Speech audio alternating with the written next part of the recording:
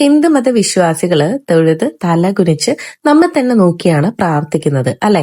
മറ്റെല്ലാ മതക്കാരും ദൈവത്തെ സങ്കല്പിക്കുന്നത് മുകളിൽ ഒരു ന്യായാധിപൻ നമ്മൾ ചെയ്യുന്ന ഓരോ തെറ്റുശരികൾക്കും മാർക്കിട്ട് ന്യായവിചാരണ നടത്തി ധർമ്മ അധർമ്മങ്ങൾ കണക്കാക്കി ശിക്ഷയും നന്മയും നടത്തുന്ന ഒരാൾ എന്ന നിലയിലാണ്. അതുമൂലമാണ് അവരുടെ പ്രാർത്ഥനകൾ മുകളിലോട്ട് നോക്കി രണ്ടു കൈയും മുകളിലേക്ക് ആക്കിയത്.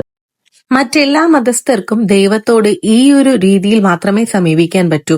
മറ്റു മതസ്ഥർക്കിടയിൽ ദൈവഭയം ഉള്ളവൻ എന്ന് പറഞ്ഞാൽ അവൻ ഏറ്റവും വലിയ ഭക്തനാണ്. എന്നാൽ ഹിന്ദുമതത്തിൽ അങ്ങനെയല്ല, ദൈവഭയം എന്നൊന്ന് ഇല്ല. ഓരോരുത്തരുടെയും ആത്മീയ തലമനുസരിച്ച് ഏതു രീതിയിലും സമീപിക്കാം. നമുക്ക് 6 തരത്തിലുള്ള ഭക്തിയുണ്ട്.